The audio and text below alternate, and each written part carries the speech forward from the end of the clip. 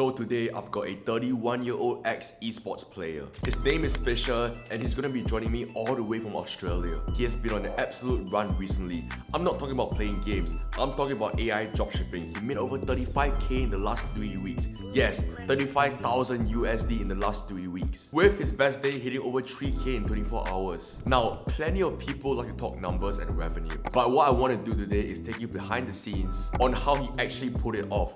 The store, the product, the ads, and what it really looked like day to day as a 31-year-old. Because if you're on the fence of starting your own store, I think this video might be the push for you, especially if you're Australian. Alright, what is going on, Fisher? What's up, Rayson? How you doing, brother? I'm good. I'm cold, but I'm good. I'm excited to talk to you. How cold is it in Perth right now? How many degrees is it? Dude, let me look it up actually. Earth weather. It's like probably like 10 degrees right now. God damn, bro. And it's not even that bad. Like I've been in colder countries. Like I lived in Denmark for a long time. It's like minus degrees in Denmark. The houses in Denmark are way better isolated. In Australia, it's shit. I've been here for 1.5 years now, something like that. Cool. So obviously, you're Australian, I'm Singaporean, but you still ended up trusting me. So tell me more about Fisher. What were you doing before dropshipping? Like, what did your life look like? Yeah, I've always worked online. I never really believed in the whole, go to school, get an education, get a job, and then work your job for like 40 years and then retire. I don't know, to me, it was a little bit boring. So when I was 20, I dropped out of university and I wanted to pursue esports professionally. I played Overwatch for 6 or 7 years, something like that. So I've always had this sort of mindset of working online. I've always wanted exposure to e-com as well. I just never really had the chance to do it before. I had a few friends who did it in 2016, like when dropshipping was fucking going crazy. And I was super jealous. I was like, oh, I want to do this, but I also, I was doing my own thing. I was doing esports and I was happy doing that. But I've always wanted exposure to it, and now I have time to do it. What made you only start it now then? Like instead of starting back then? Yeah, I think it was time, and maybe I was like in a different sort of phase in my life. I was still doing esports. I really wanted to pursue esports. That was like my #1 sort of goal. I wanted to become like a professional player. I just want to play video games for a living and travel the world. Then sort of like once you retire from esports, usually what happens is you have like a bunch of money left over from esports.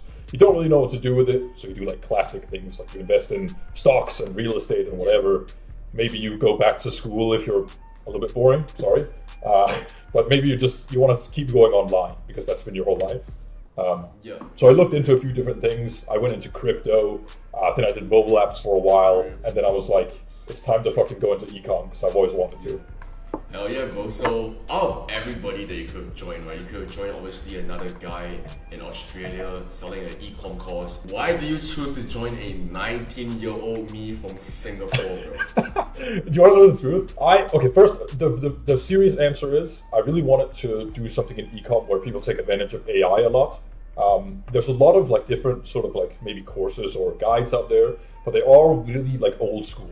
It feels like you download the Steam and then you edit it yourself and then you write all the ad copy yourself. It's not a bunch of bullshit, right? AI is so good now, there's no way you shouldn't leverage it. So that's the real answer. I wanted someone that does e-com but actually takes advantage of AI. The sort of funny answer is, I was just on YouTube doom scrolling and I saw one of your videos in my feed and it's you with chopsticks and the fucking Chinese, farmer hat or something. And it's like, Chinese, I don't know, you said something I don't want people to think I'm racist, right? But it's just funny. You're Chinese dog eater making 70k a month or something. And I'm like, right here, Chinese dog eater made 11k in a day. I was like, this guy is so fucking funny, man. What was going through your head when you saw that video, bro? I'm just you've earned my click for sure. I'm just I don't even care what you have to say. I just want to I was just hooked instantly, and I was like, okay, let's listen to this guy because I think this sort of self-deprecation, humor is kind of funny. And I was just like, okay, I'll listen to him. I'll see what he has to say. And then you went into a sort of case study of one of your stores, I think, and it was you were talking about how you were implementing AI, and I was like, okay, well, this is exactly what I'm looking for. And he's funny, and he's young. I think young people usually have more drive than someone who's 35 or 40 or something. Not to hate on the unks. I'm pretty unk status myself, but. How old are you? I'm 31, so I'm hitting unk status too. Come on. Yeah, seriously. Young and hot, bro. Young and hot, No, I'm trying. But I was just like, you're young, you're funny, you're implementing AI. I was like, okay, this is someone I want to work with. Yeah, that's great, bro. So, how much research do you do on me before you join my program? Actually, not a lot. I took the call, and I think I spoke with Beryl. Is that his name? And then I had a great conversation with Beryl. I'm just like, okay, fuck it, bro. Like, I'm not the type of person to like do a bunch of research on my decisions. Like usually, I'm a little bit YOLO in that way. I'm like, if I see something I like, and if I think someone is funny, or I think I'll have like a good work relationship with someone, I'll just be like, okay, let's just do it. Let's just keep going, because I just want to get started. Yeah. So it was just like a typical like onboarding call. You know, we got you on the call, right? Then you obviously started working with me. What was going through your head after you paid? I mean, I was just ready to work basically. Like I just wanted to learn. So I looked at the entire course. I just watched all the videos probably in one sitting, and then I instantly DM'd like my coaches. I'm like, okay, what's next? Just give me the next thing. I just want to keep working. So walk me through like week one. What did it actually look like from watching the course that we gave you, setting up your store, and then launching ads? Like, how was the whole entire process for you like? Yeah, I think I spoke to my coaches, and then they were like, okay, this is the product we want you to run. And then I was like, okay, that sounds good. I did a little bit of research on the product just to get an idea.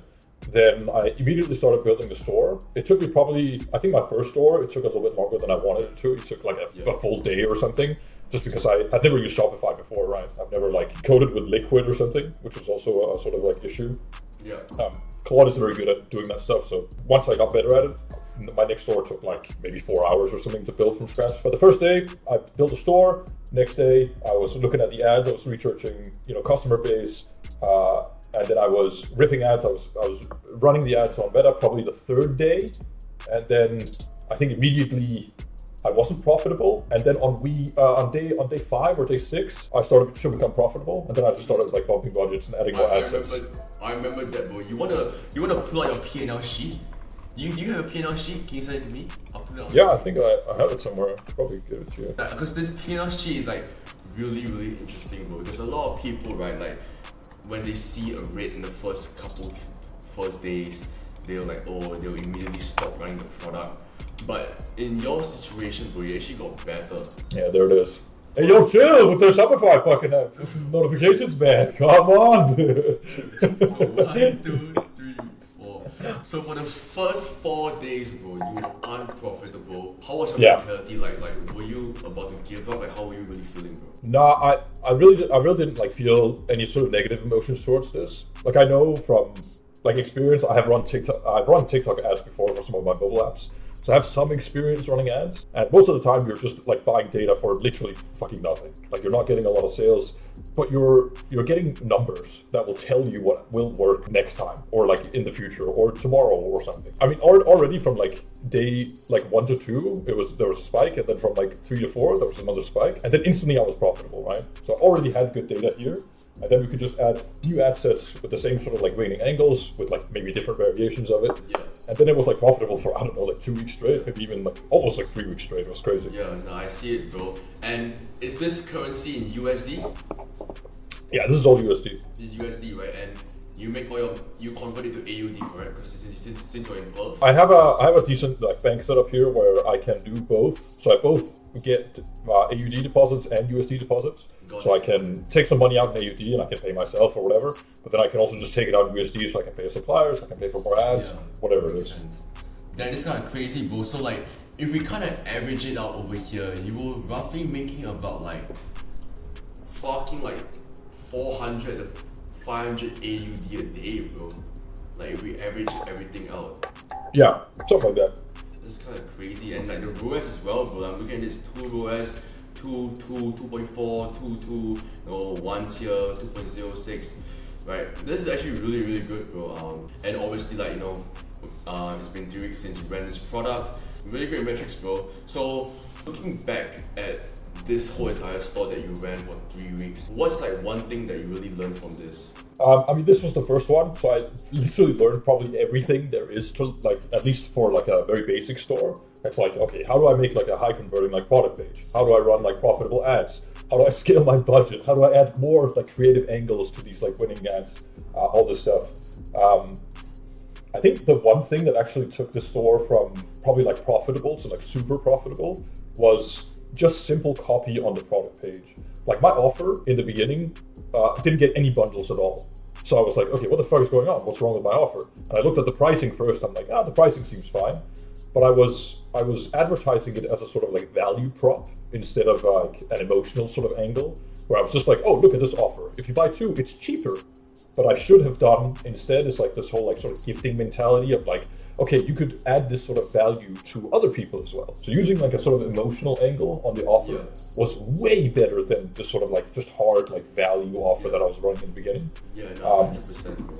I completely agree with you, man. Like at the end of the day, we aren't really selling the product, we're trying to sell the emotion out of it as well. Exactly what we teach inside e-commerce as well, man. So remind me again, Bro Fisher, was this the first product you tested?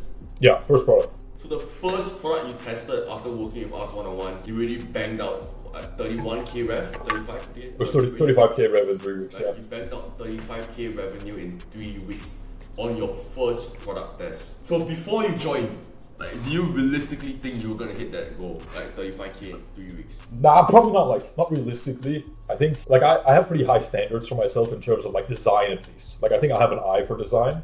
So I know I can make like a high converting, product page or something, but I had no idea like how to run like meta ads, for example. That was like probably like my biggest weakness, getting the creative angles and all that stuff. So I wasn't expecting the first one to hit. I probably was expecting to like do 2 to 3 at least in terms of like learning, and then probably like 4th or 5th, I was like, okay, this is probably when I'll start making money because then I'll be good enough.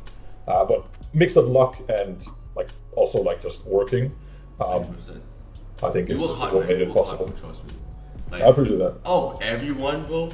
Like, you're all like the most hardworking guys I know, and it just goes to show, right? Like, whenever we tell you to do something, like, you get it done.